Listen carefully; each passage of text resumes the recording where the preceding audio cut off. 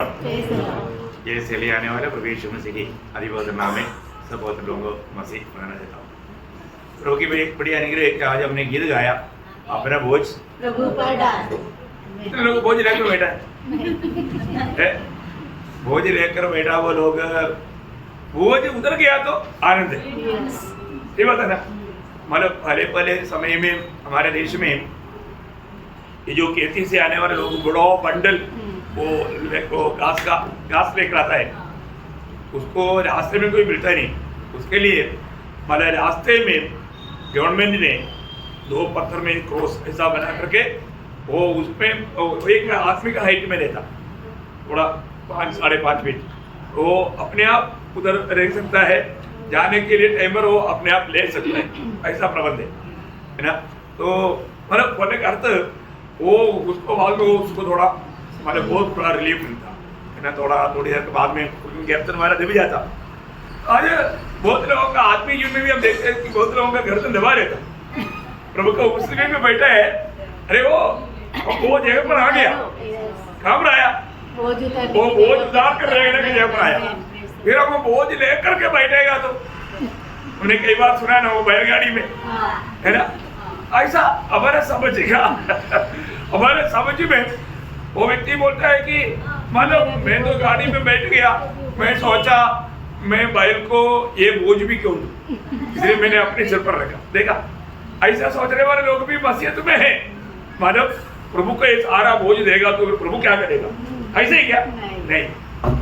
हमारे जीवन में प्रियो कोई भी प्रकार का बोझ लेकर चलना, हमने हमारे सारा बोझ अपने ऊपर उड़ाया है ना।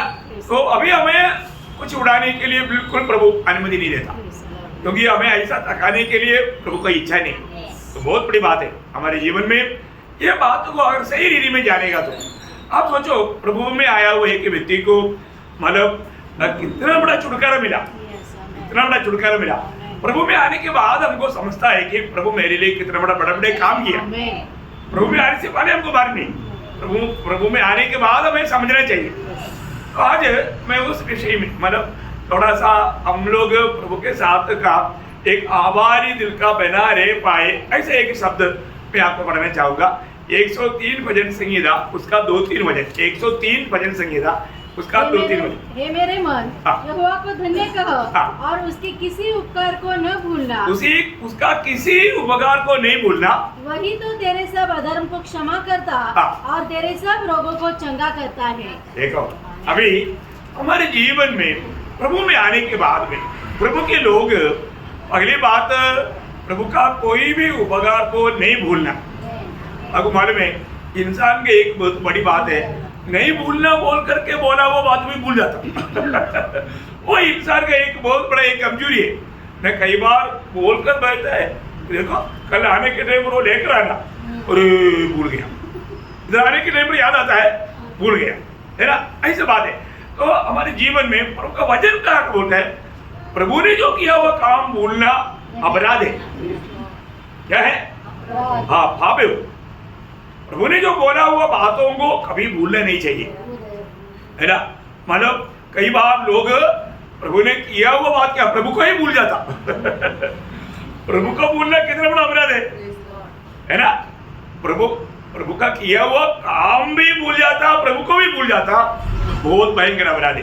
इसलिए मतलब प्रभु के लोग हमने जो पाया हुआ उपकारों की प्रति अगर प्रभु से आभारी होकर के प्रभु के साथ बात करते रहेगा, प्रभु को धन्यवाद देते रहेगा, तो हम उपकार को भी नहीं भूलेगा और प्रभु को भी नहीं भूलेगा। बहुत बड़ी बात है ना हमारे जीवन में, क्योंकि हमसे प्रभु उपकार के लिए कुछ दुनिया के रीति में कुछ मांगता ही नहीं, है ना। जब दावीद 116 भजन संहिता का 12-13 वचन में मतलब वो क्या बोलता है, 116 का 116 और 12-13, यहोवा ने मेरे जितने उपकार किए हैं उनका बदला मैं उसको क्या दूं, मैं प्रभु ने किया हुआ उपकारों की प्रति बदले में मैं क्या दूं। मैं उद्धार का कटोरा उठाकर यहोवा से प्रार्थना करूंगा, बोलेगा तो धन्यवाद दूंगा, है ना। बहुत बड़ी बात है, मैं सिर्फ यही कर सकता हूँ, धन्यवाद दे सकता हूँ, है ना। आप सोचिए मतलब प्रभु का हमारे प्रति कार्यों के बारे में किया हुआ बात भी अगर हम सोचेगा तो आप लोग है ना कभी टाइम मिलने के टाइम पर, क्योंकि आज का पीढ़ी के लोगों को टाइम मिलता ही नहीं, लेकिन आप थोड़ा इसके लिए समय निकालना ना। प्रभु ने मेरे लिए कितना उपकार किया, ऐसा बारे में जब आपको याद होगा जब 71 उसका 15 वचन पढ़ना, 71 का 15। मैं अपने मुंह से तेरे धर्म का और तेरे किए हुए उद्धार का वर्णन दिन भर करता रहूंगा, क्योंकि उनका पूरा ब्यौरा मेरी समझ से परे है, मेरी समझ से परे है। अब देखिए कितनी बड़ी बात है, मतलब उसकी संख्या में नहीं जानता कितना है, मैं उसका संख्या तक नहीं जानता। अब देखिए मतलब इतना हमने प्रभु से उपकार पाया, प्रभु का हमारे प्रति। अब 40 वचन संगीता उसका 5 वचन पढ़ो। मेरे परमेश्वर तूने बहुत से काम किए हैं, तूने बहुत से काम किया है, जो आश्चर्य कर्म और कल्पनाएं तू हमारे लिए करता है, वो बहुत से है, तेरे तुल्य कोई नहीं।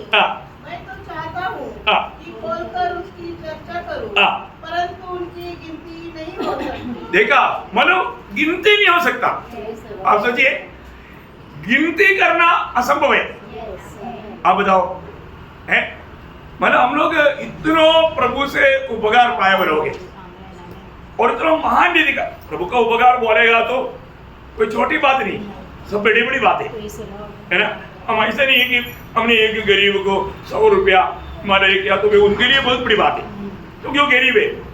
एक अमीर व्यक्ति को हमने कुछ मदद किया बोला तो 100 नहीं, 1000 भी नहीं, लाखों में होगा या करोड़ों में होगा, नहीं समझा। अभी प्रभु किसका मदद करना बोलेगा तो जैसे अलेक्जेंडर ने जो किया था है ना, अपने उस नाम की मौत के अनुसार वो कार्य करता, बहुत बड़ी बात है। जब 31 वचन संगीता में एक वचन है 19 वचन, 31 का 19 वचन। आहा तेरी भलाई क्या ही बड़ी है, जो तूने अपने डरवैयों के लिए रख छोड़ी है और अपने शरणागतों के लिए मनुष्य के सामने प्रकट भी की है। बोलने का मतलब इतना अद्भुत बड़ा, मतलब इतना बड़ा और अद्भुत बात है, महान कार्य है प्रियो हमारे लिए। हमने जो भी प्रभु से पाया वो बहुत बड़ा अद्भुत काम है। हम लोग ये बात को सोचना चाहिए। आज हम प्रभु का संतान मेरा अब्बा पिता खाने के लिए वो पुत्रों से मिला, ये सब हम हल्का रीति में नहीं सोचना चाहिए, इसको आत्मा में समझना चाहिए।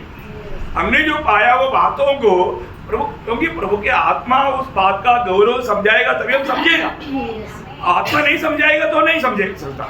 इसलिए ना हमारा हृदय दृष्टि खोलना चाहिए और उस आत्मिक दुनिया में मतलब आत्मा में प्रवेश करके उन अद्भुत बातों को हमें समझना चाहिए। बहुत अद्भुत बात है हमारे प्रति। अभी भी आप देखो ना, अभी एक बच्चा माँ का पेट में वो क्या स्वप्न देखेगा, मैं बाहर आएगा तो मैं कैसा दुनिया देखने वाला है। माँ का पेट में वो क्या सोच सकता, उसका सोचने का एक सीमा रहता। अरे बात उसका सोचने का भी मानो ये था कम है, नहीं समझा। तो अभी आप सोचो तो बाहर आने के बाद में क्या बात है ना, बयान से बाहर। अब देखिए अभी भी हमने अभी तक दुनिया में जीवन बिताया तो क्या देखा, हमने तो कुछ नहीं देखा भाई, है ना।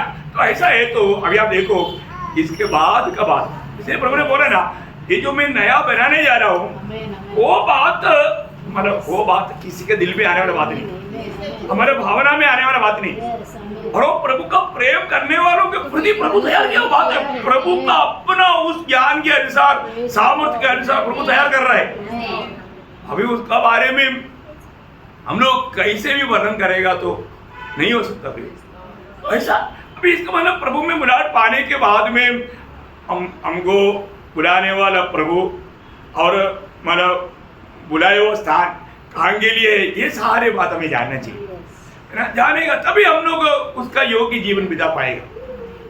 तो यहाँ पर हर एक बात अभी इस्राएल को प्रभु ने अपने लिए अलग किया। इस्राएल को दिया हुआ वो प्रकाश से कितना हजारों गुना बढ़ करके प्रभु ने हमें दिया। आप सोचो, है ना, मतलब हमें प्रभु ने क्या बनाया, है ना। तो प्रभु का कार्यों का बारे में हमें सही जान।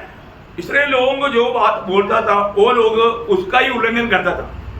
और हमेशा इंसान का एक स्वभाव ऐसा है ना, कितना भी बताएगा तो आपको मालूम है। जब मोशा को प्रभु ने व्यवस्था दे करके लेकर नीचे आया, तब तक व्यवस्था तोड़ कर इधर नाचा है। अब देखिए प्रभु ने जब अनुवाद की किताब में उसका एक हमारा विवरण है, मैं आपको बताना चाहूंगा। जब अनुवाद है उसका 4 अध्याय का 9-10 वचन पढ़ना।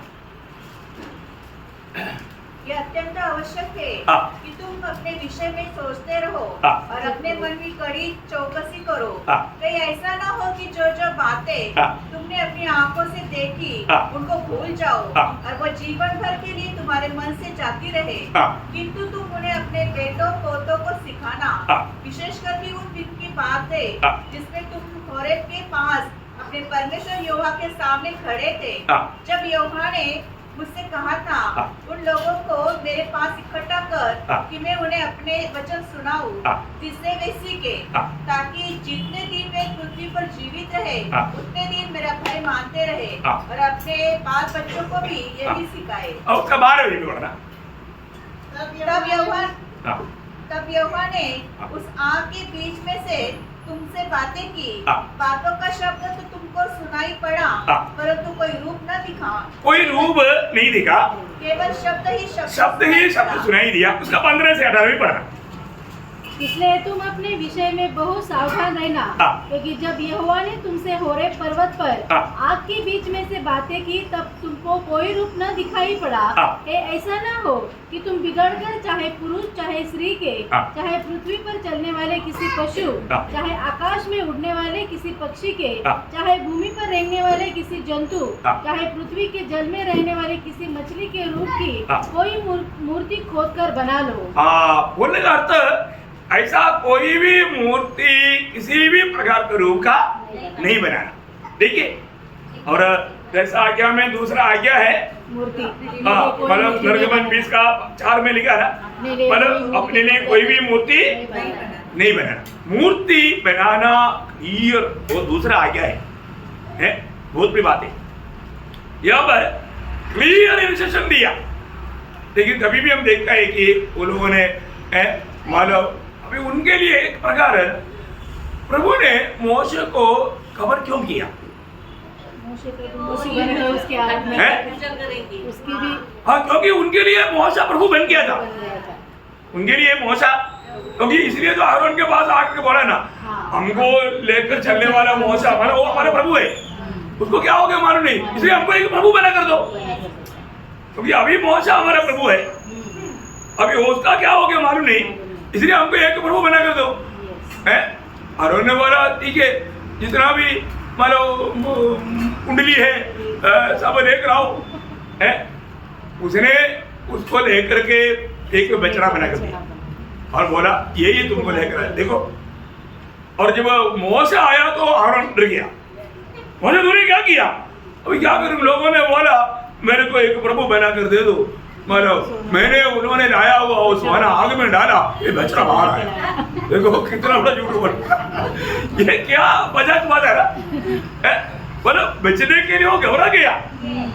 क्या बोलना चाहिए प्रियो, हमारे जीवन में हमें ये बात को जानना है ना। अभी लोगों का, दुनिया का लोगों का बात सुनने के टाइम पर हमको तो बड़ा तमाशा लगेगा, क्योंकि प्रभु ने हमको समझने के लिए बुद्धि दिया। अभी आज लोग मतलब अभी आने वाले दिनों में भी मूर्ति लेकर घूमने वाला है, लेकिन उनको अक्ल है क्या? उनको अक्ल नहीं हो। देखेगा तो बड़े बड़े लोग हैं, मतलब दुनिया का रीति में बड़े बड़े लोग हैं, परंतु उनको कितना भी समझाएगा तो उनका समझ ही क्या हो गया, मतलब भ्रष्ट हो गया, अंधकार हो गया। जब रोमियो में लिखा ना, रोमियो 12 अध्याय का 21 से 25 वचन, इस कारण कि परमेश्वर को जानने पर भी उन्होंने परमेश्वर की योग्य बनाई और धन्यवाद न किया। नहीं किया। परमेश्वर को जानने के बाद देखिए, उसे पहले 19 वचन से प्रकृति के द्वारा समझने के लिए प्रभु ने ये सारे बात, अब देखो ना साइंटिस्ट क्या बोलता, ओ एक बार मतलब एक बहुत बड़ा मतलब फट हो गया, फटका तोड़ता है, फटका तोड़ता ऐसा है, फटने के बाद में ऐसा होता है क्या? मतलब बोलने वालों को भी अक्ल चाहिए ना, फट गया। अभी ये सब कैसा घूम रहे हमको मालूम, क्लियर रास्ता में रूट ना बदल करके। अब देखिए, और उर्दू में चलता, हर एक बातों का करेक्ट कंट्रोल होता, दूरी होता। अब देखो इधर मतलब 3 दिन 6 गाड़ी चलने वाला वन वे में भी एक्सीडेंट होता और इधर कभी एक्सीडेंट नहीं होता।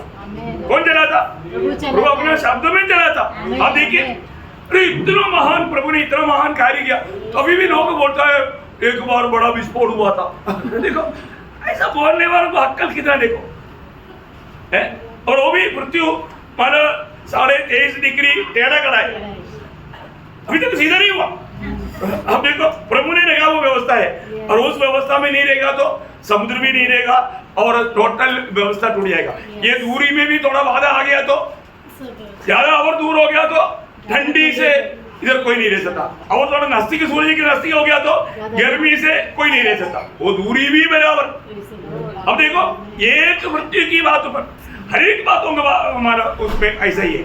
आप देखो प्रियो, हमारे जीवन में आकाश विधान ही देखेगा तो एक सृजनहार परमेश्वर है। ये बात में परमेश्वर को नहीं मानना है ना, ऐसा लोग वही बात चाहता है कि हम प्रभु का भय नहीं मानेंगे, हम प्रभु को नहीं मानेंगे, कुछ तो मानना पड़ेगा, प्रभु का विधियों को मानना पड़ेगा, इसलिए वो नहीं चाहता। कितना दुख भरा बात है। खैर कोई भी हो, यहाँ पर बोलता है प्रभु को जानने पर भी उन्होंने प्रभु की बढ़ाई नहीं किया, फिर क्या किया? व्यर्थ विचार करने लगा, यहाँ तक कि उनका निर्बुद्धि मन अंधेरा हो गया। अभी आप देखो, उनको कोई निर्बुद्धि बोलेगा तो भाई PhD है, डॉक्टरेट है, IAS है, ऐसे बड़े बड़े डिग्री होल्डर से मूर्ति लेकर जा रहा है, उसको बोलेगा निर्बुद्धि? छोड़ेगा वो? नहीं छोड़ेगा। आप देखो है कितना दुख भरा बात है प्रियो। उनको समझ नहीं, उनका समझ भ्रष्ट है। उनमें से भी उधार पाकर आने वाला चिल्ला चिल्ला कर लोगों को बोलता है, लेकिन लोग कहाँ सुनने वाला, कहाँ मानने वाला, क्योंकि वो निर्बुद्धि हो गया है ना। जब तक प्रभु एक व्यक्ति का बुद्धि नहीं खोलेगा तो वो नहीं समझ सकता, उनका समझ बंद है। कितना भयंकर बात है, पढ़ने की जरूरत नहीं, अभी आपको मालूम है। तो अपने जीवन में हम लोग मतलब हर एक बातों में हम लोग विश्वासी लोग भी कई बातों में भूल भी बढ़ सकता, मतलब प्रभु को भूल सकता है ना। ये जब अनुवादक का किताब 8 अध्याय में खास करके मतलब चेतावनी, मतलब प्रभु को हमेशा सम्मान करना चाहिए, उसके लिए एक बात है, मतलब उसका 11 से 17 वचन अनुवाद व्यवस्था वचन 8 अध्याय का 11 से 17। सावधान रहना, कहीं ऐसा न हो कि अपने परमेश्वर यहोवा को भूलकर। अरे बात है ना, प्रभु को भूलना ये बहुत भयंकर बात है। आज के दिन में हमने कितनी बार प्रभु को याद किया है ना, प्रभु यीशु मसीह को याद किया, हमारा अच्छा चरवाहा को याद किया है ना। हमारे काम करने के टाइम पर हम प्रभु को याद किया है कि नहीं? हम प्रभु के द्वारा चलाए जाने वाला, तो मालूम है वो एक क्षण भी प्रभु को भूलना नहीं पियो। सांसोच्छ्वास लेना भूल जाता कोई? नहीं है ना। वो तो ऑटोमेटिक चलता है ना। उससे भी भयंकर विधि में प्रभु को याद करो, प्रभु मैं तेरे कारण जीवित है, मैं तेरे कारण जीवित है, क्योंकि हमारे सारा स्रोत प्रभु में है। श्वास प्रभु दिया नहीं तो हर एक बातों का प्रबंध है ना। इसलिए जब यहाँ पर रुकना, उसको छोड़ना नहीं। 50 वचन संहिता का 22 वचन, 50 वचन संहिता का 22 वचन। हे परमेश्वर को भूलने वालों, यह बात भली भांति समझ लो। देखो ना, वो वचन वाले पढ़ने के टाइम पर कितना डर लगता है ना, है परमेश्वर को भूलने वाला। अब देखिए आज भी कितने काम हम शायद प्रभु को भूल कर किया भी हो, आज भी है ना। प्रभु से आभारी होकर के काम नहीं किया। सुबह प्रभु ने जगाया, उठने का ताकत प्रभु ने दिया, सुबह ब्रेकफास्ट प्रभु ने दिया। आप बोलेगा मैंने बनाकर खाया, परंतु बनाकर खाने का ताकत और ये वस्तु कौन दिया? प्रभु ने, सब प्रभु ने ही दिया। फिर वो आप यहाँ पर पड़ेगा, लेकिन यहाँ पर बोलता है प्रभु को मत भूलो। ऐसा न हो कि मैं तुम्हें फाड़ डालूं, मैं तुम्हें फाड़ डालूं, कोई छुड़ाने वाला न हो। देखो मतलब प्रभु को भूलने वालों को एक दिन फाड़ डालने वाला दिन आएगा। प्रभु को भूलने वाला जाएगा कहाँ? जब भजन संहिता 9 अध्याय उसका 17 वचन। हाँ भयंकर चेतावनी है प्रियो, है ना। 9 का 17, दुष्ट लोग अधोलोक में लौट जाएंगे। हाँ दुष्ट लोग या प्रभु को भूलने वाला, प्रभु को भूलने वाला उस अधोलोक में है ना, उस दंड का जगह में पहुंच जाएगा। हमें प्रभु को नहीं भूलना है। प्रभु को हमेशा प्रभु को याद करना, प्रभु का कामों को याद करना। मेरा प्रभु कितना बड़ा है ना, वो बहुत बड़ी बात है। आज हम प्रभु प्रभु नहीं बोलता, हम पिता बोलता है ना। हमें कितना बड़ा पदवी मिला। अभी वापस अनुवाद उसका 8 अध्याय का 11 से पढ़िए। इसलिए सावधान रहना, हाँ कहीं ऐसा न हो हाँ कि अपने परमेश्वर यहोवा को भूलकर हाँ उसकी जो आज्ञा, हाँ नियम और विधि मैं आज तुझे सुनाता हूँ, हाँ। उनका मानना छोड़ दे। देखो, प्रभु का कहना कुछ भी बात छोड़ना नहीं। और आगे ऐसा न हो हाँ कि जब तू खाकर तृप्त हो। देखा, ये बात है ना, लोग हमारे पेट भर कर खाने के लिए मिल गया तो फिर प्रभु को भूल जाता है ना। कई बार लोग वजन बढ़ने के टाइम कहाँ पर, सुबह मिलने के टाइम पर दोपहर को मिला, शाम को मिला, वजन बढ़ा क्या, नहीं शाम को, मैंने रात को कब, खाना खाने के बाद में पेट बोलते सो जाओ। अब देखो ना, मतलब प्रभु का बात एक तो आखिरी में लगा है ना। ये बात प्रभु के लोगों के लिए अच्छा नहीं है। ऐसा कोई भी किसी का भी जीवन में कोई आदत है तो वो छोड़ देना चाहिए है, वो कभी भी उस पर नहीं चलना चाहिए। देखो, अरे बात है ना, इन हरेक बातों में हमें समझना, क्योंकि अभी लोत का समय है, प्रभु के आगमन का समय है ना। तो इसलिए वो समय अभी आ चुका है। अभी हमको समय पहचान करके हमें कितना सावधान रहना चाहिए है ना। खा पी करके उस समय में भी खाना पीना, लेन देन करना, ये सब बात था। मतलब खाने में ज्यादा लोग रुचि रखता है ना, वो बात भी एक भयंकर धोखा है। अभी हमें खाने के लिए नहीं जीना, जीने के लिए खाना है। जीने के लिए खाओ, खाने के लिए मत जियो, बहुत बड़ी बात है। तो अभी यहाँ पर हमारा हम उस समय में जी रहा है जो कि प्रभु का आगमन का दिनों में। मैं आपको बोलता हूँ, हम लोग शायद संगति में रहने के टाइम पर आ गया तो कितना अच्छी बात है ना, क्योंकि धन्य अवस्था है, भाग्यवान अवस्था है ना। हमारा मीटिंग के टाइम पर आएगा तो बहुत अच्छी बात है। अपना आग्रह करेंगे प्रभु ऐसा मीटिंग के टाइम पर आओ, क्योंकि उस समय पे ज्यादा तैयारी भी रहता है। प्रभु के प्रति एक ज्वलन मन है ना। प्रभु उस दिन भी प्रभु जो भी आप कहेगा मैं मानने के लिए तैयार है, ऐसा रहना। तब मतलब अपने को वो आवाज सुनने में आएगा, तो बहुत बड़ी बात है। हाँ, आगे बढ़ने से और अच्छे घर बनाकर हाँ उनमें रहने लगे हाँ और तेरी गाय बैल हाँ और भेड़ बकरियों की बढ़ती हो हाँ और तेरा सोना चांदी हाँ और तेरा सब प्रकार का धन बढ़ जाए, हाँ तब तेरे मन में अहंकार समा जाए। हाँ, देखो, ये जब भी है ना, आप देखना गरीबी में प्रभु का अच्छा भक्ति होता है, सच्ची बात है। गरीबी में बार बार हर बात के लिए प्रभु से विनती करता, प्रभु अभी बच्चे बीमार है, अभी मैं क्या करूँ, तुम आप ही हमारे सहारा है। पैसा वाला क्या बोलेगा, अच्छा डॉक्टर कौन है, अभी उसको आंख में तकलीफ है, आई स्पेशलिस्ट, नॉर्मल डॉक्टर के पास नहीं जाएगा, आई स्पेशलिस्ट का है। उसको हड्डी में तकलीफ है, तुरंत बोलेगा बोन स्पेशलिस्ट काम रहे। देखो, स्पेशलिस्ट का पीछे भाग रहे, क्यों, पैसा है। गरीब क्या बोलता, प्रभु तू ही सहारा, गरीब बोलता है प्रभु तू सहारा, उसको छुटकारा मिलता। और वो उधर जाने का वो काटता तोड़ता और ठीक होता ही नहीं। बाद में वो क्या बोलेगा, मैंने जो कर रहा था कर दिया, अभी प्रभु का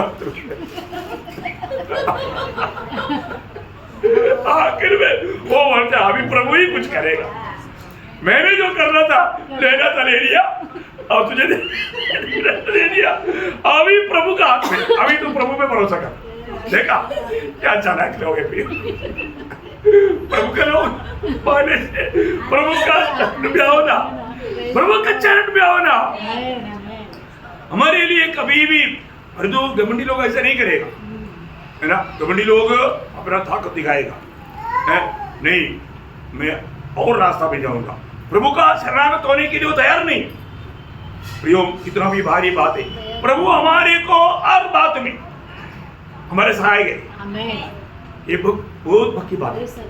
तो अभी इसलिए तुम इस प्रकार का हमारा दुनिया तुम्हारे पास आने के कारण तू प्रभु को बोल करके कोई काम नहीं करना, और तुम मन में ये नहीं सोच रहा आगे और तो अपने परमेश्वर को भूल जाए हाँ जो तुझको कर अर्थात मिस्र देश से निकाल लाया है और उस बड़े और भयानक जंगल में से ले आया है जहाँ देख वाले सर्प और बिच्छू है और जल रहित सूखे देश में उसने तेरे लिए चटमटती चट्टान से जल निकाला और तुझे जंगल में मन्ना खिलाया जिसे तुम्हारे पुरखा जानते भी न थे इसलिए कि वह तुझे नम्र बनाए और तेरी परीक्षा करके अंत में तेरा भला ही करे और कहीं ऐसा ना हो कि तू सोचने लगे देखिए ऐसा ना हो तू सोचने लगे यह संपत्ति मेरे ही सामर्थ्य और मेरे ही भुजबल से मुझे प्राप्त हुई। कभी ऐसा सोचेगा तो क्या होगा? घमंडी बन जाएगा।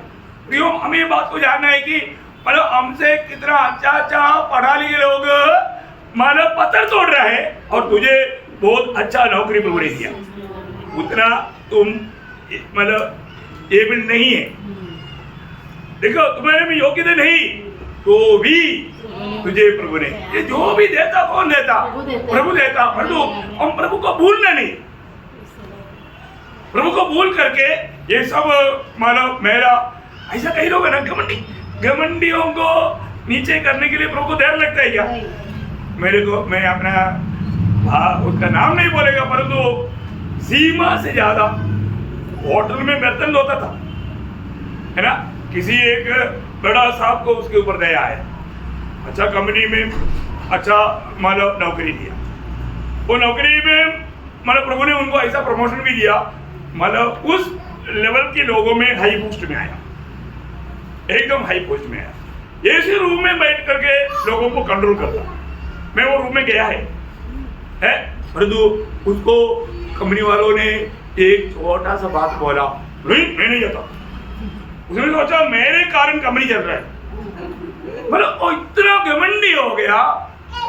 आखिर में उन्होंने बोला अगर आप मेरा बात नहीं मानेगा तो एक एप्लीकेशन दे दो। कौन सा? हाँ, HR।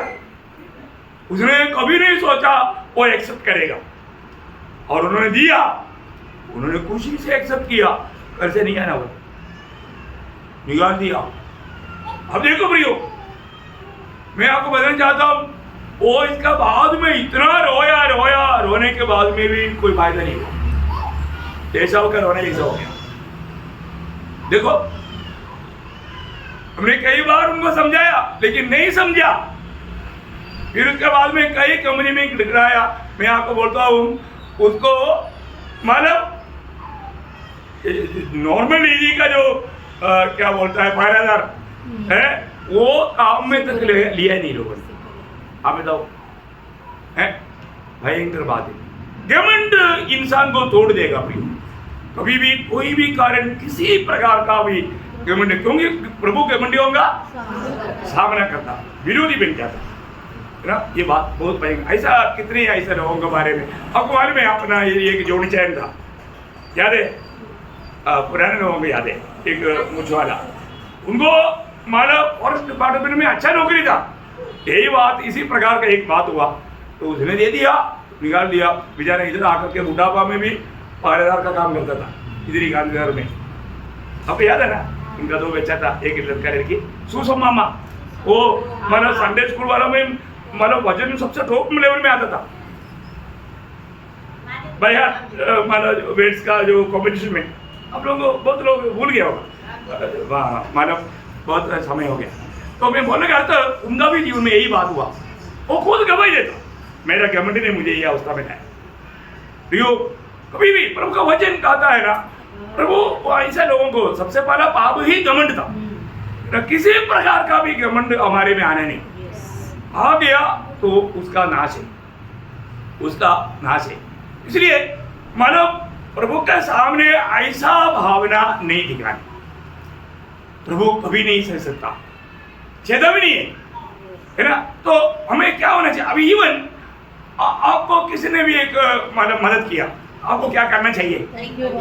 हाँ, थैंक यू बोलना चाहिए, धन्यवाद देना चाहिए। तो इंडिया का लोग आपको करना है भाई।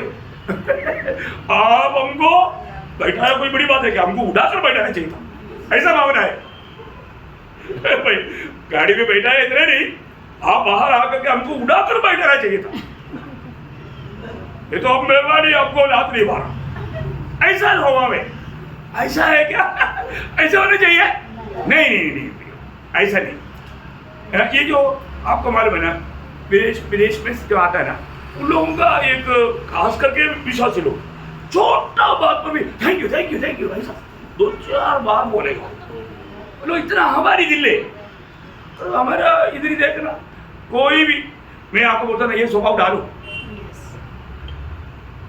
मैं आप लोगों को गाड़ी में लेकर आता है तो आप मुझे धन्यवाद देने के लिए मैं नहीं बोल रहा हूँ, पर तो वो स्वभाव अच्छा है। वो कई लोग क्या हो गया, हमको लेकर आ गया तो कौन सा मेहरबानी किया, ऐसा बोल के जाता। ऐसा नहीं है ना, एक धन्यवाद रहेगा तो अगली बार और आपके लिए 10 मिनट वेट करने का दिल आ जाता। नहीं तो चले यार इसका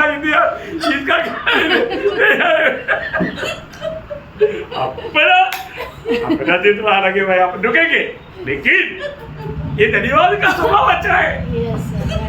सही बात है कि नहीं? हर एक लोग हर बात में उसको छोटा मत समझना। और एक व्यक्ति धन्यवाद देने वाला प्रभु को महिमा करता, प्रभु को महिमा करता। ये गुण हमारे में आना चाहिए, और ऐसा गुण नहीं आएगा तो सच में प्रभु को दुख है। हमने मतलब अभी आज का दिन आपको होमवर्क क्या मालूम है? आज घर में जाने के बाद में आप जितना टाइम प्रभु के साथ निकाल सकता है, अभी आपको जिंदगी भर आपने पाया हुआ उपकारों को याद करके आपको धन्यवाद नहीं दे सकता, तो भी जो बड़े बड़े जो बात प्रभु ने किया, प्रभु आज का दिन आप मुझे बताओ, आज के दिन प्रभु आपने मेरा उद्धार किया, मैं आपको धन्यवाद देता हूँ, बोला क्या? शायद कई लोग भूल गया। उन लोगों को क्या लगता, ओ तो मैं उस टाइम पर बोला था कब उद्धार पाया, इसके बाद नहीं बोला कई लोग। ऐसा होना चाहिए नहीं है ना प्रियो? प्रभु आपने मेरा उद्धार किया, धन्यवाद। आज भी उस उद्धार के आनंद में मुझे रखा, धन्यवाद। आपने मुझे छुटकारा दिया, धन्यवाद। उसके लिए दाम चुकाया, धन्यवाद। मैं आपको बोलूं, आप ये सारी बात जब करता है, प्रभु का दिल आपके प्रति और भी बड़ा बन जाता है। बहुत बड़ी बात है प्रियो। प्रभु ऐसे लोगों को चाहता है, ऐसे लोग और भी ज्यादा आशीष पाएगा, है ना? ऐसा माना हम लोगों को एक माना धन्यवाद ही बने रहो, है ना?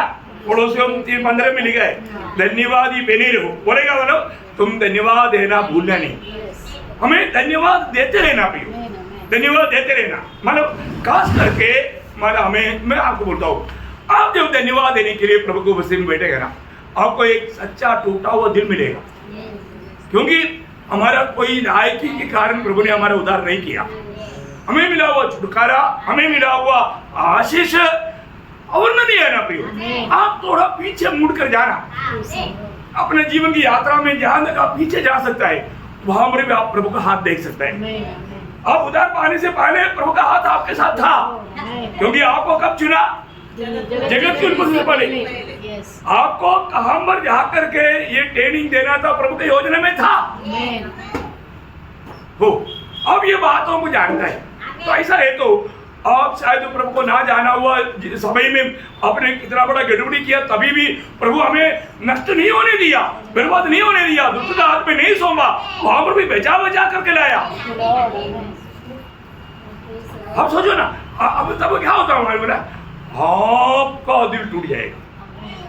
बाप रे, ये मेरा प्रभु वास्तव में कितना अच्छा है, कितना अच्छा है। भैया वो व्यक्ति टूटेगा। आपको आपने नहीं रोया तो भी आपको प्रभु ने किया उपकार को याद करेगा, तो मैं आपको बोलता हूँ, आप टूट फूट कर रो करके आप प्रभु को धन्यवाद करेंगे। और उसके बाद में आप देखना आपका स्पिरिचुअल लेवल कितना हाई हो गया कर। हाँ, बहुत बड़ी बात है। हम लोग अपने जीवन में ये बात को जानना चाहिए ना। एक बार याकूब माना अपना भाई एसाव से डर करके माना अपनी माँ के आदेश के अनुसार लाबान का मामा का घर में गया, है ना। घर में जाकर के उधर भी परेशान बहुत हुआ, लेकिन जब वहां से प्रभु की आज्ञा के अनुसार जब लौटने के पास समय में उनके पास 2 दिन था। कितना बड़ा 2 दिन था।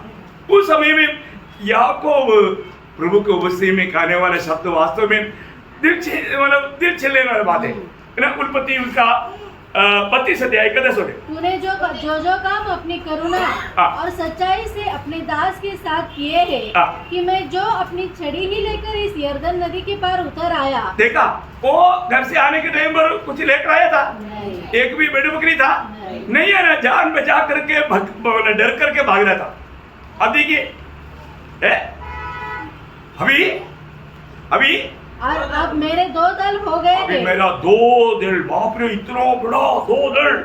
अब सोचो, इतना दासी लोगों का बड़ा झुंड है, जानवरों का। उस समय में धनवान बोलेगा तो मेरा जानवरों की संपत्ति के ऊपर था, है ना। इतना बड़ा 2 दल, आप सोचो, है। इसलिए वो क्या बोलता, और तेरे ऐसे कामों में से मैं एक की भी योग्य तो नहीं हूँ। देखा प्रियो, प्रभु तूने ऐसे जो काम मेरे लिए किया उसमें से एक भी काम का मैं योग्य नहीं। आप तो प्रियो, हम योग्य क्या? हम योग्य नहीं, है ना। हमने कभी ऐसा बोला, प्रभु आज जो मैं जिस अवस्था में है मैं इसके लिए योग्य नहीं, करके कभी जिंदगी में बोला नहीं बोला ना। आप परखा नहीं, इसलिए आप परखेगा तो आप ये बात को मानेगा, प्रभु ने मुझे यहाँ पर लाया तो मैं इस अवस्था में आने का मैं योग्य नहीं। वो एक आभारी दिल है ना। जब दावीद भी ऐसे बोलते, आपको याद होगा, है ना। जब दावीद के जीवन में दावीद ने कहा वह शब्द, दूसरा शामुएल उसका 7 अध्याय उसका 18 से 22 वचन पढ़ना। दूसरा शामुएल उसका 7 अध्याय का 18 से 22। तब दाऊद राजा भीतर जाकर यहोवा के सम्मुख बैठा और कहने लगा, हे प्रभु यहोवा, क्या कहूँ और मेरा घराना क्या है कि तूने मुझे यहाँ तक पहुँचा दिया है। तो भी है प्रभु यहोवा, यह तेरी दृष्टि में छोटी सी बात हुई, क्योंकि तूने अपने दास के घराने के विषय आगे के बहुत दिनों तक चर्चा की है। मतलब बोलने का अर्थ यहाँ पर दावीद बहुत आभार भरा दिल से प्रभु को बोलते हैं, प्रभु मैं इसका लायक नहीं। आप देखो प्रियो, दावीद कौन था? एक चरवाहा, भेड़ बकरियों को चराने वाले चरवाहों को देखा ना, ऐसे एक चरवाहा बालक था। प्रभु खुद गवाही देता है। उसी अध्याय का 7 अध्याय उसका 8-9 वचन पढ़ना। दूसरा शामुएल 7 अध्याय का 8-9 वचन। इसलिए अब तू मेरे दास दाऊद से ऐसा कह, सेनाओं का यहोवा योग कहता है कि मैंने तो तुझे भेड़शाला से और भेड़ बकरियों के पीछे फिरने से इस मनसा से बुला लिया। ये मनसा से बुला लिया कि तू मेरी प्रजा इस्राएल का प्रधान हो जाए। ले लिया। अब देखो कहां से कहां पर लाया?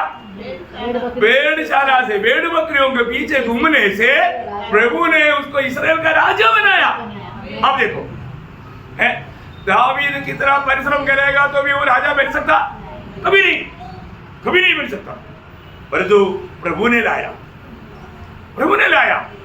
मैं आपको बताना चाहता हूं, आज आपके पास जो ताकत है, आज आपके पास जो भी है, क्या ये प्रभु की दया से आपको दिया है या आपका परिश्रम से आपने पाया? प्रभु ने दिया। ये हमारा कोई परिश्रम से नहीं हुआ, प्रभु ने हमें दिया है। ये प्रभु का अनुग्रह से हमें मिला है। सच में हम लोग आज प्रभु का पवित्र उपस्थिति में बैठ करके इस रीति में गीत गाने के लिए लायक था क्या? नहीं था, क्योंकि हम पापी था, हम नरक के लिए नियुक्त था। प्रभु की बड़ी, इसलिए जब पहला थिस्सलुनीकियों उसका पहला अध्याय 4 वचन पढ़ना। पहला थिस्सलुनीकियों पहला अध्याय का 4 वचन। परमेश्वर के प्रिय लोगों, हम जानते हैं कि तुम चुने हुए हैं।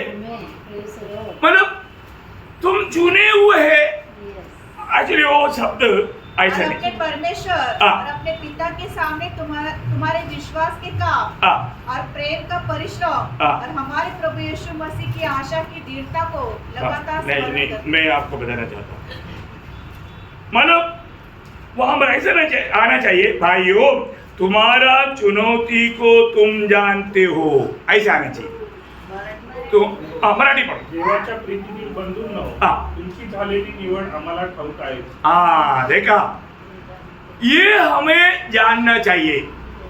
अब देखिए हमारी कौन सा खूबी देख करके प्रभु ने हमको चुना है? हमारे में कुछ लायक था नहीं है ना प्रियो? इससे भी थोड़ा विस्तार से आता है, मतलब पहला कोरिन्थी में, पहला कोरिन्थी 12 अध्याय है ना, उसका 26 से 29 पढ़ना। अपने बुलाए जाने को तो सोचो कि न शरीर के अनुसार बहुत ज्ञानवान और न बहुत सामर्थी और न बहुत कुलीन बुलाए गए, परंतु परमेश्वर ने जगत के मूर्खों को चुन लिया है। इसको मानो हमारा संख्या कहाँ पर था? मूर्खों में। आप देखो दुनिया के लोगों के बीच में हम लोग मूर्ख लोग थे। मूर्ख है ना? हाँ सोचो, प्रभु ने मूर्ख होने की दिशा में हमको चुना। धन्यवाद। आप सोचो किसके लिए? प्रभु की महिमा के लिए।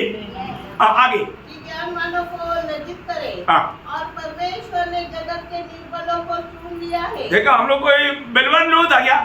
नहीं है ना, निर्बल लोग था। किस लिए ऐसे चुना? कि बलवानों को लज्जित करे और परमेश्वर ने जगत के नीचों और तुच्छों को जो है भी नहीं गिनती में नहीं था, उनको भी चुन लिया। कि उन्हें जो है व्यर्थ ठहराए। कोई प्राणी परमेश्वर के सामने घमंड न करने। सच्ची बात है है ना? हम लोग जो सच में उदार पाए वो लोग कभी भी कोई भी बात में कभी भी घमंडी नहीं हो सकता ना? हम लोगों को मिला हुआ इस ये उदार का बारे में हमें समझना चाहिए। और ये बात को अगर सही रीति में समझेगा तो मैं आपको बोलना चाहता हूँ, हम लोग अपने आप को और भी नम्र और दीन करेगा, है ना? हमारे में ऐसे एक भावना हमें चाहिए, क्योंकि प्रभु की दया दृष्टि हम पर पड़ा। आप सोचो, जब यूहन्ना 15:16 में प्रभु ने बोला ना, तुमने मुझको नहीं चुना, मैंने तुमको चुना। अब देखो है, प्रभु ने हमको चुना।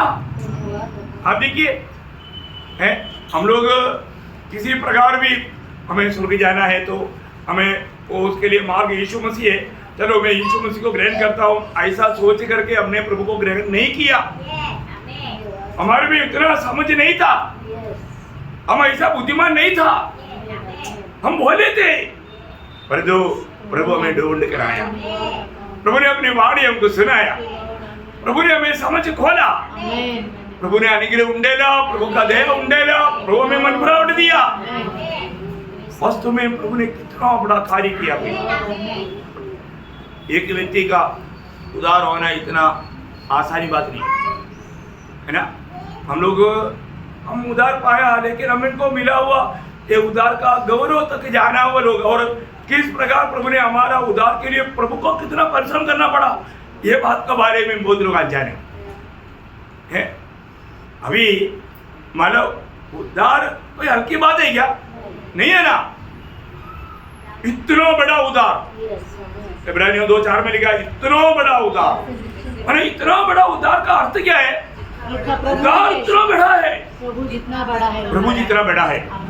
आप देखो, इसको हमें हल्का नहीं जानना। मैं उदार पाया बोलने का अर्थ मेरे खातिर प्रभु को देना पड़ा हो।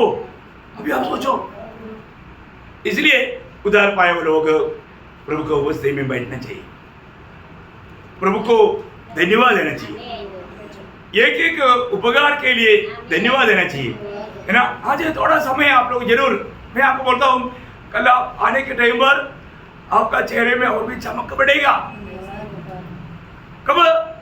आज के दिन में अगर आप थोड़ा आधा घंटा भी निकालो, आज आधा घंटा लेट सो जाओ, कोई बात नहीं, लेकिन प्रभु के साथ प्रभु ने मेरे लिए कितना बड़ा उपकार किया, मुझे अपना बेटा बेटी बनाने के लिए, मुझे इस उदार का अनुभव में लाने के लिए, मुझे अनंतता में प्रभु के संग रहने के लिए। ओह, आप सोचो प्रियो, हम प्रभु के साथ सिंहासन में बैठेगा, आपको विश्वास है? आमेन, आमेन। है? ये हमारा कोई योग्यता है? नहीं है ना प्रियो? प्रभु हमारे में कर रहा है। प्रभु वास्तव में हमारे जीवन में करने वाला बहुत बात हम लोग नहीं समझ करके कभी कभी हम लोग नाराज हो जाता क्योंकि हमारे अभी तक हमारा अकल सही काम नहीं करता है ना। हम लोग कई बार कई लोगों से नाराज हो जाता है। नाराज क्यों हो जाता? हाँ, हमारे समझ से काम नहीं करता। हम कभी भी किसी के प्रति नाराज नहीं होना चाहिए, दुखी नहीं होना चाहिए, नफरत कड़वाहट में नहीं रहना चाहिए। क्यों नहीं रहना चाहिए? और ये बात लेकर जाएगा तो आपको बोझ हो जाएगा। अभी आप मेरे प्रति आपने थोड़ा सा मतलब कड़वाहट रख दिया, सोचो। आप लोग नहीं देखता, मुझे मालूम है, मुझे सब लोग प्यार करते हैं क्योंकि मैं सबको प्यार करता हूँ। अभी सबसे बड़ी बात है, और जो आपको कोई बात पसंद नहीं आया, आपने कड़वाहट रखा, तो कड़वाहट रहा तो मतलब उसमें आपको मुझे देखने के बाद हंसने के लिए आपको कितना मसल काम करना पड़ता है क्योंकि वो डूबने के तो हंसी निकालना पड़ता, बाकी नॉर्मल नहीं हो जाता, और तो इसमें डुप्लीकेट लाना पड़ता, उसमें ज्यादा मसल को तकलीफ देना पड़ता। भयंकर बात है, ये बहुत डेंजर बात है। और वो बोझ लेकर के चलेगा, बोझ लेकर के चलेगा, वो इतना आराम से आसानी से नहीं चल सकता। बहुत बड़ी बात है। कभी भी इसी कारण ना पिछले दिनों में हमने पढ़ा ना, हर एक प्रकार अपने दिल को परखो, सबसे अधिक अपने दिल की रक्षा कर। है बहुत बड़ी बात है। हमारे दिल में सबके प्रति क्या होना चाहिए? सबके प्रति क्या होना चाहिए? प्रेम होना। कई बार लोग, ये तो हम लोग सिखाए बहुत, मुझे तेरे प्रति कुछ भी नहीं,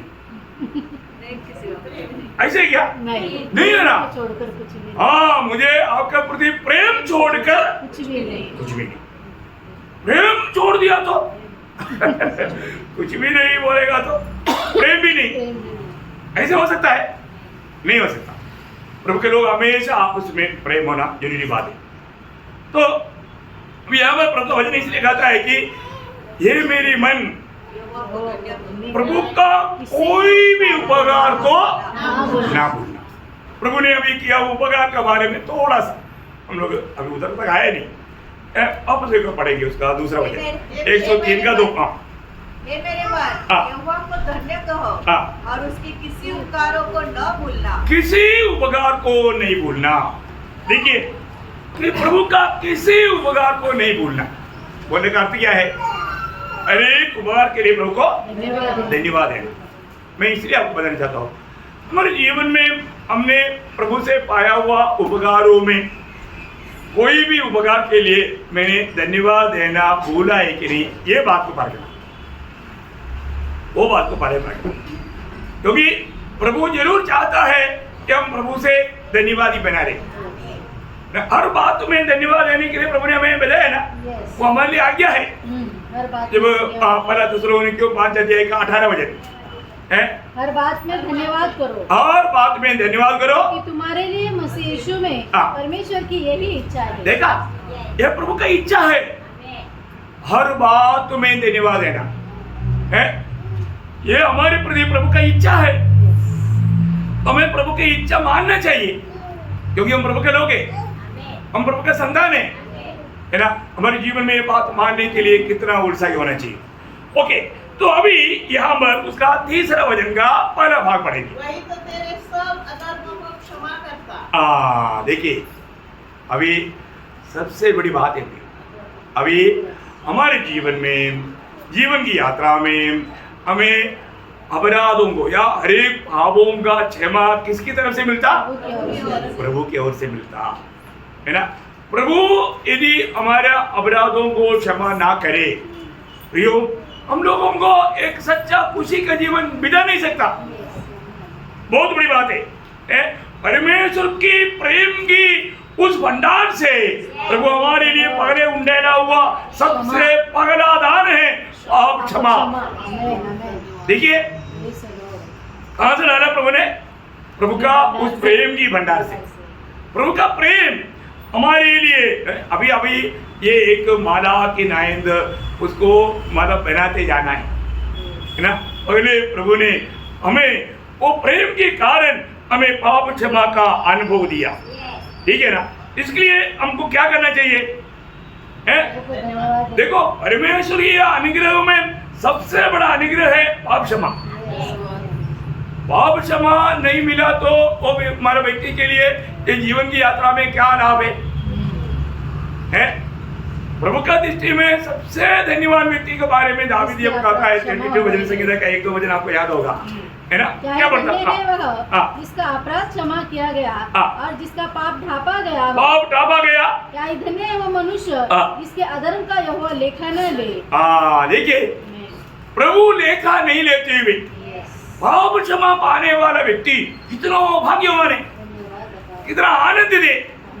आपको मैं बताना चाहता हूँ प्रियो, लिया पाप जहां में रहेगा हम प्रभु के निकट नहीं जा सकता कभी नहीं। मनुष्य को परमेश्वर को दूर करने वाला एकमात्र दीवार पाप है ना। जब यशायाह उसका 59 अध्याय का 1-2 वचन, यशायाह 59 का 1-2 वचन। सुनो, यहोवा का हाथ ऐसा छोटा नहीं हो गया कि उद्धार न कर सके, न वह ऐसा बहरा हो गया कि सुन न सके, परंतु तुम्हारे अधर्म के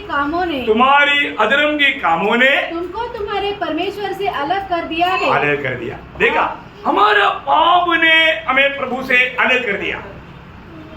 अभी हमें प्रभु के निकट जाना है तो हमें पाप क्षमा मिलना है। पाप क्षमा मिलने के लिए ये दुनिया में कोई मार्ग है? नहीं है ना। पाप क्षमा देने वाला कोई लोग है? नहीं है। देखिए यही बात हर एक इंसान को जानना चाहिए। देखिए ये भी हमारा बुद्धि से हमने नहीं जाना, ये बात भी प्रभु ने हमें प्रकाशित करके दिया। अब देखो प्रियो, पाप क्षमा पाने के लिए सिर्फ एकमात्र नाम है। अब देखिए ना, 33 करोड़ का नाम लेगा कोई फायदा है? नहीं है ना। उस नाम से पाप क्षमा नहीं। एक ही नाम है ना। जब यीशु मसीह के जन्म के समय में ही स्वर्गदूत ने गवाही दिया, वो शब्द आपको याद है, मत्ती 1:21 क्या बोलता? उसका नाम यीशु रखना, क्योंकि वह अपने लोगों का उनके पापों से उद्धार करेगा। कितना बड़ी बात है। यीशु के नाम पर हमें पाप क्षमा है।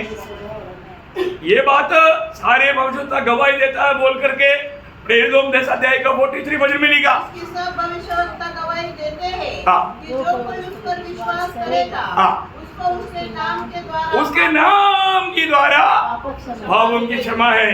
वो बात तो पहले यूहन्ना 2:12 में भी यूहन्ना भी बोलता है, उस नाम के द्वारा तुम्हें पाप क्षमा मिला।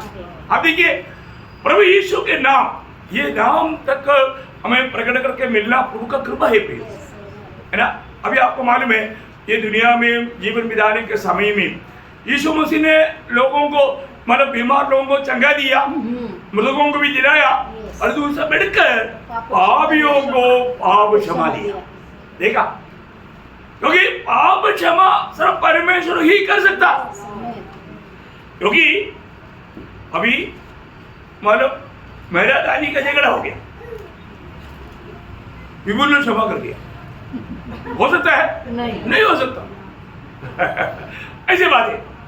हम जो भी पाप करता है तो किसका खिलाफ करता? ईश्वर के खिलाफ करता। हम लोग भजन संहिता 51:4 में भी पढ़ा था, आपको याद होगा। हम जो भी पाप करता है प्रभु का ही विरुद्ध पाप करता, प्रभु का विरुद्ध पाप करता। देखिए यहाँ पर आपको मालूम है ना, जब यीशु मसीह एक घर में बैठा था, वहां पर 4 लोग एक घाट पर एक पारनेस व्यक्ति को लेकर आए, है ना। वो व्यक्ति को लेकर क्यों आया? उसको चंगाई के लिए लाया, पाप क्षमा के लिए लाया क्या? नहीं। और तो यीशु मसीह ने उसको क्या दिया? पाप क्षमा। क्योंकि एक इंसान के जीवन में सबसे गौरव का बात पाप क्षमा है। पाप क्षमा। मरकुस 2 अध्याय उसका 5 से 7 वचन देखिए। विश्वास देखकर उस लकवे के रोगी से कहा, हे पुत्र, तेरे पाप क्षमा हुए। देखा, तेरे पाप क्षमा हुआ। यीशु मसीह पाप क्षमा दिया तो उधर बैठा हुआ शास्त्री, फरीसी लोग, ज्ञानी लोग, विद्वान लोग क्या बोलता? तब कई शास्त्री जो वहाँ बैठे थे अपने अपने मन में विचार करने लगे, यह मनुष्य क्यों ऐसा कहता है? यह को छोड़ हाँ। और कौन पाप क्षमा कर सकता है? कौन कर सकता? कोई भी नहीं। अरे अंधे, अभी भी तुमको मालूम नहीं है इस परमेश्वर है। अरे परमेश्वर का काम कौन करेगा? परमेश्वर करेगा। सही बात है ना? अभी उन लोग गवाही दे रहा है परमेश्वर के सिवा कोई पाप क्षमा नहीं दे सकता, फिर वो कौन है भाई? परमेश्वर है। परमेश्वर। तो अभी भी नहीं समझा। यीशु मसीह को मैं परमेश्वर हूं करके बोलने की जरूरत है क्या? नहीं है ना। अरे जो परमेश्वर का काम करता है वो तो परमेश्वर है ना। वो ऐसे काम भी करो फिर बोलो मैं परमेश्वर, ऐसे बोलने का क्या जरूरत है यीशु मसीह को? है ना? कई बार लोग बोलता है यीशु मसीह ने कहीं नहीं बोला कि मैं परमेश्वर हूं। क्या धोखा सा बात है ना? एक बार एक पुलिस ने एक चोर को पूछा तो मालूम है वो कौन है?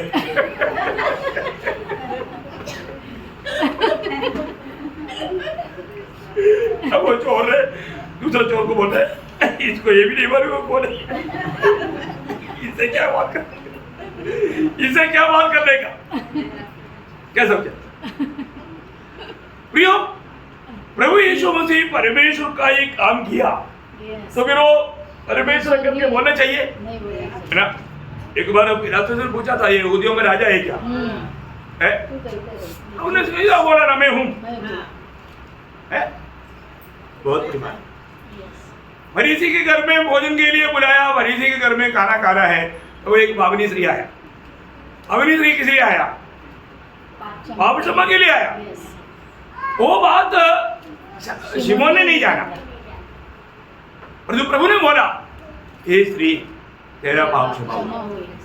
है ना? जब लूका 7 अध्याय 48 है ना? और उसने स्त्री से कहा तेरे पाप क्षमा हुए। तेरा पाप क्षमा हुए। फिर बोल रही हो क्या हुआ? तब जो लोग उसके साथ भोजन करने बैठे थे वे अपने अपने मन में सोचने लगे। वे अपने अपने मन में सोचने लगे वह कौन है जो पाप को क्षमा करता है? पर उसने स्त्री से कहा देखा ये कौन है? कैसा पाप क्षमा देना हुआ तो ये कोई छोटी बात नहीं, क्योंकि ये परमेश्वर को छोड़ करके कोई भी पाप क्षमा नहीं दे सकता। प्रयोग हमारे जीवन में ये सच्चाई जानना, ये दुनिया में कोई भी कहीं भी कितना भी घूमो है ना, उनको पाप क्षमा नहीं। पत्रोस का मालूम बाजार में आपको सबको मालूम है, प्रेरित 4:12 आकाश के नीचे मनुष्यों के बीच में उद्धार पाने के लिए, पाप क्षमा पाने के लिए एकमात्र नाम प्रभु यीशु का नाम।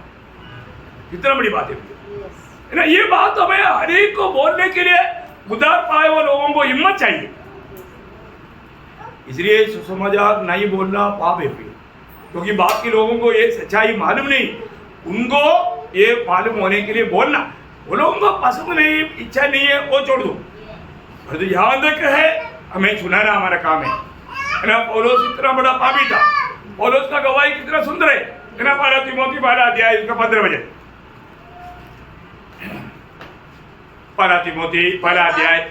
ये बात सच और हर प्रकार से मानने की योग्य है। देखिए पौलुस बोलता है ये सच बात है, ये सच बात है और हर प्रकार मानने का योग्य बात है। देखो ये बहुत गंभीर बात है।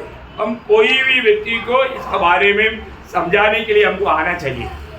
प्रभु यीशु कौन है करके दुनिया बिल्कुल आपको बोलने नहीं देगा, वो बात अलग है, क्योंकि शैतान का सारा हमारा बंधन टूट जाएगा, है ना? लेकिन यहाँ पर भी मौका मिलता है प्रियो, हमें ये बात बताना जरूरी बात है, क्योंकि हमें पाप क्षमा देने वाला वो पाप का सजा उड़ाया होना चाहिए। ये कोई हल्की बात नहीं, और वो परमेश्वर ही होना चाहिए, है ना? अभी हमारा पौलुस बोलता है ये बात हर प्रकार सच्ची बात है, विश्वास करने के लिए लायक बात है। प्रभु यीशु मसीह पापियों का उद्धार करने के लिए जगत में आया। यीशु मसीह पापियों का उद्धार करने के लिए जगत में आया, इसमें सबसे बड़ा मैं हूँ। देखिए प्रिय, बहुत बड़ी बात है। अभी ये बात को किस रीति में कैसे क्या होता है ये जानना जरूरी बात है, क्योंकि हमारा पाप क्षमा प्रभु यीशु मसीह के नाम पर विश्वास करने के समय में एक काम भी होता। वो क्या होता मालूम है? नाम पर विश्वास करने के टाइम पर एक काम होता, प्रभु करता होता है ना। पहला यूहन्ना पहला अध्याय 7 वचन का बी पाठ। हमारे सारे पापों को क्या है? सारे पापों को प्रभु यीशु का लहू लहू। सारे पापों से शुद्ध करता है। इसका मतलब यीशु मसीह के नाम पर विश्वास किया, उस समय में यीशु मसीह ने हमें क्या किया? सारे पापों से अपने शुद्ध पवित्र लहू से हमें धोकर शुद्ध किया। शुद्ध कैसे होता? शुद्ध होने के बाद में मनुष्य का भाविक अवस्था क्या रहता, ये जानना जरूरी बात है। मैं आपको प्रभु का आगमन देरी हुआ तो कल आपको बहुत अच्छा आप लोग ढूंढ रहा पाप क्षमा पाया हुआ हमारा भाव का अवस्था कहाँ है? मेरा सवाल समझ में आया? आपको होमवर्क कर, पाप क्षमा पाया हुआ हमारा किया हुआ पाप की अवस्था कहाँ है? वचन में लिखा हुआ बात है कहाँ पर रहेगा, कैसे हैं? कहाँ पर? हाँ, वो पाप कहाँ गया? हाँ, पाप का क्या हो गया? क्या समझा? प्रभु में विश्वास किया हुआ विश्वासियों का पाप को प्रभु ने क्या किया? वो पाप का अवस्था, उस पाप का पुराना पाप का बात है, पाप कहाँ गया? मेरा सवाल समझ में आया? समझ में आया? ओके, आप लोग थोड़ा ढूंढ निकालेंगे। कल स्टार्टिंग डे पर मैं पूछूं पाप क्षमा पाया हुआ लोगों का पाप की अवस्था, वो पाप को प्रभु ने क्या किया, इसके बारे में आप लोगों को बताया वो बात है, लेकिन आप लोगों को सबको याद है कि नहीं मालूम नहीं। एक दो बोलोगे तो भी बहुत हो गया, लेकिन मैं आपको कम से कम कितने बात बोलूंगा? कम से कम मैं आपको 8 बात बोलूंगा। अभी आपको इतना में तो मैंने इशारा दिया है, बहुत गंभीर बात है, मैं समझना चाहिए। मैं इतना डिटेल से इतना डिटेल से ऐसा नहीं बोला, लेकिन बोला है तो आप लोग भी थोड़ा ढूंढना। तो प्रभु को धन्यवाद। प्रियो पहली बात, आज ये ढूंढने से पहले थोड़ा सा समय 10 मिनट भी प्रभु को धन्यवाद है। आपको प्रभु ने आपको जब तक याद आता है, याद कर सकता है दूसरे तक जीवन में वापस जाना। जब आप मसीह रहित होकर के दुनिया के लिए में जी रहा था, वहां से प्रभु ने आपको जो छुटकारा दिया, आपका उद्धार किया, वहां पर आने के बाद में फिर वहां से प्रभु ने कैसे चलाया, इस सारे बात को याद करके प्रभु को धन्यवाद देना, थोड़ा समय उसके लिए निकालना। निश्चय मैं आपको बोलता हूँ प्रभु का दिल आपके प्रति, एक काम के प्रति बहुत आभारी हो जाएगा। वो सबको सहायता करे, सबको आशीष दे, प्रभु को महिमा दे।